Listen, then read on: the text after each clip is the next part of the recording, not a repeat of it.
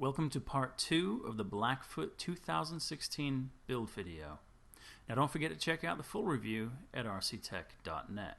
As you can see here now, I'm installing assembling the rear axles. Now on one part you have a CV joint, and the other part you have a dog bone. And that's nice compared to the original axles, which had a hex axle, and the diff out drives also had a hex on them. So now, while the hex was really smooth and it worked really well, it did not have a tendency to last very long. Now you can see I'm using an Allen wrench here to install a set screw, which I put a little bit of medium thread lock on. That Allen wrench is included. I struggled a bit to get that boot over the dog bone without tearing it. I was trying really hard to not to tear the boot, with the dog bone end there, but it did finally go on.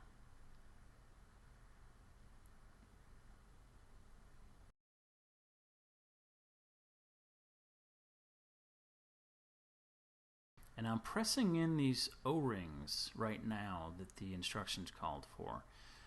2 O-rings on one of the diff out drives and 1 O-ring on the other diff out drive. As you can see now, while I'm installing the axle into the rear trailing arm, I'm using the plastic bushings that the kit comes with.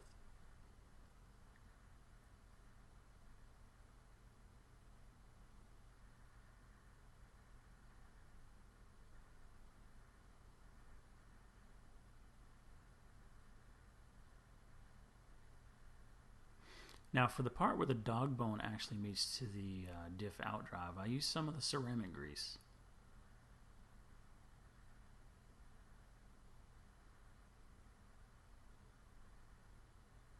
I also use some of the ceramic grease on the rotating part of the rear trailing arm. Ceramic grease works really well because it won't eat into the plastic like, say, bearing grease will.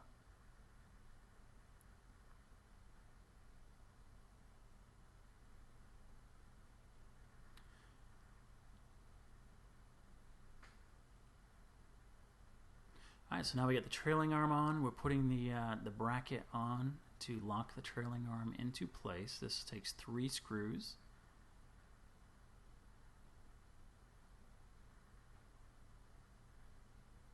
This is kind of exciting. This is what really made the original Blackfoot stand out from the rest of the Blackfoots, is that trailing arm.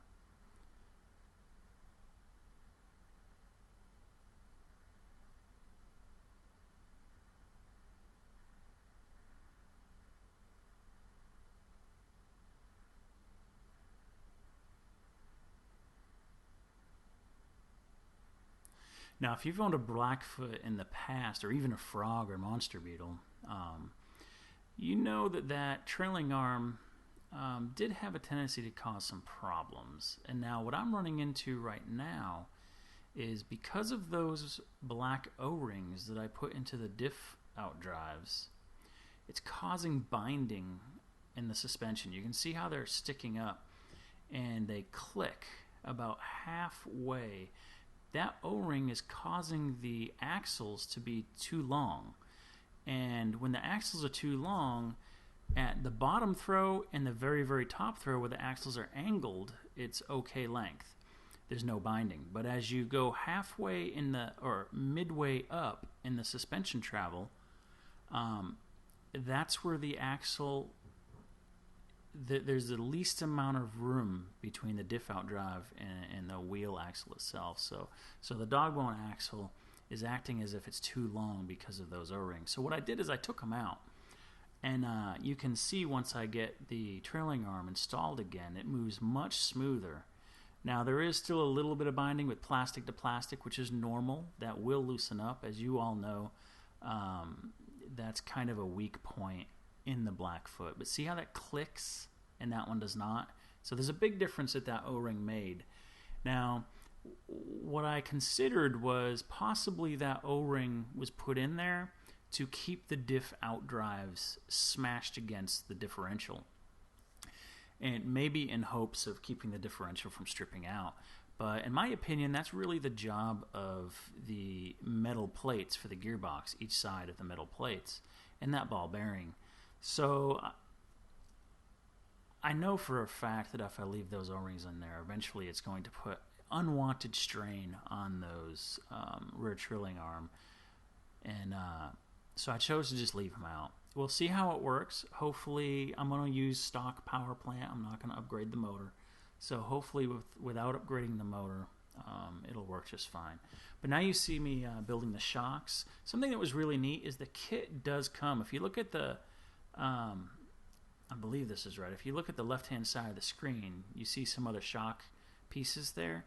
Those are the original shocks. So the kit actually comes with friction body shocks and oil-filled.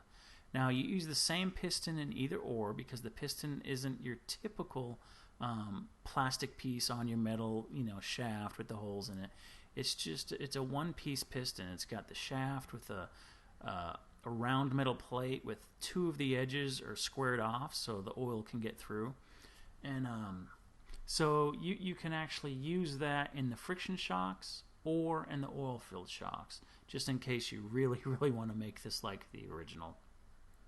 I obviously, as you can see, chose to go with the oil-filled shocks since I've already got a vintage and I can have all the bouncy fun I want with that. And I'd like to see how much better it really handles, with some oil-filled. Now, in the olden days when I had bought oil-filled shocks for my Blackfoot, they were yellow. Of course, they were aftermarket, and these come with the kit. You can see I also have a spacer. The instructions call for a spacer on the shock shaft there. It's hard to keep up, I'm moving so dang fast. It's like I'm Superman or something. And here I'm trying to get the air bubbles out of the oil.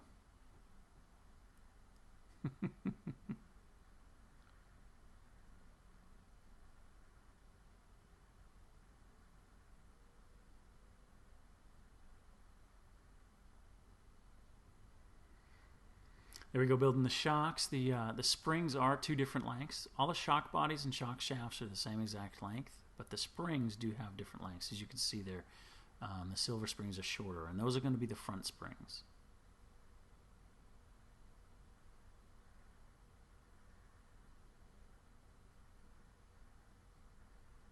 Which I did end up here putting on the ride height spacers to tighten things up just a little bit.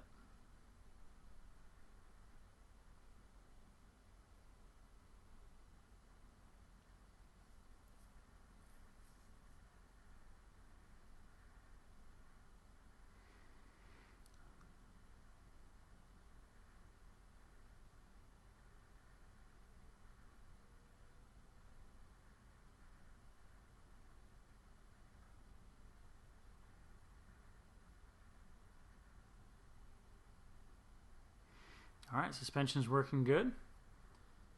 Let's go ahead and put on the front shocks.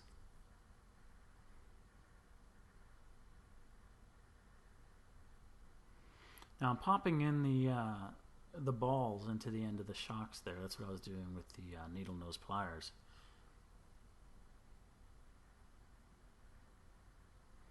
It requires a screw and a spacer which goes in between that ball and the actual plastic component there.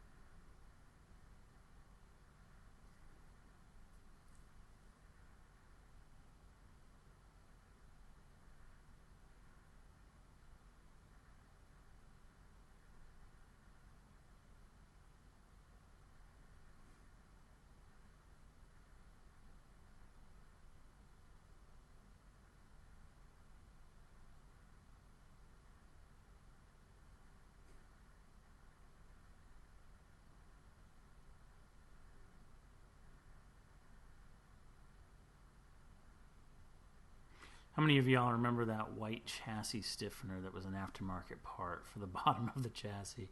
I don't know if they still make all these aftermarket parts, but I think when I was finally done and with the Blackfoot, it years ago, of course, I think it had more aftermarket parts than it actually had original factory parts. Well, here we go, putting on the motor mount. This, of course, the motor mount with the Blackfoot is a single stage motor mount. I remember getting that white fiberglass adjustable motor mount, which was basically just two fiberglass plates with a screw and a nut in it. It allowed you to adjust it. But this here, you know, building this kit anyway, going with the stock gearing, you know, you're not going to really mess up the gear mesh on this, because it basically just sets it for you.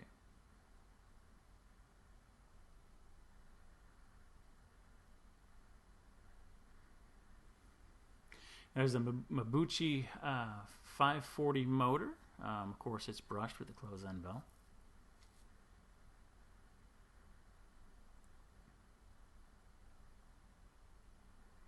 There we go, building the rear body mount posts with the cross bracket.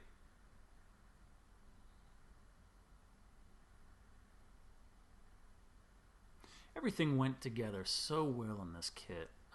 I mean, the only issue I had in the entire kit were those O-rings, and everything else just went together so great. All the parts fit, I mean, perfectly, and I mean, the finish was just absolutely gorgeous on all the parts. There were absolutely no other issues. It was amazing. The instructions were so easy to follow. It would just, I mean, it just laid out every single step. If you saw video 1, you would have seen where I had pointed out the each step of the instructions lets you know what screw, how many screws. It has an image, a scale image of the screw where you can line it up, and other hardware as well. So now we're putting on the battery retention brackets.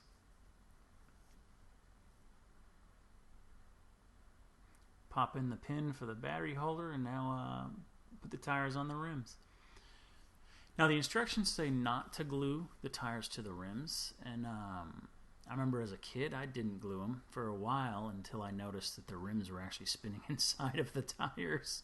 It did take a little while for that to happen. You know, it eventually kind of the plastic dried up just a little bit, and you got a little bit of dust, you know, between the rim and the tire, and then they start to spin inside there. So what I'll probably end up doing is just putting a single drop, maybe 2, on each of the tires right where it meets the rim.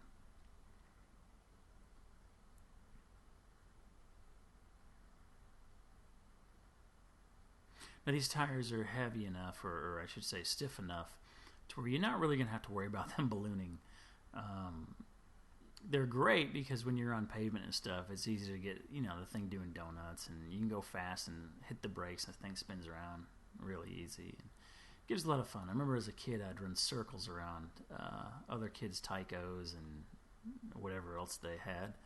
I mean, I had the fastest RC, fastest RC in the neighborhood. Nowadays, you know, who'd have thought an original brushed RC vehicle would be the fastest in the neighborhood, but those were the days, I guess.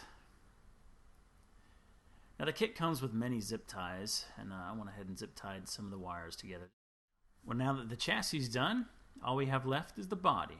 Check out part 3 and go to rctech.net for the full review.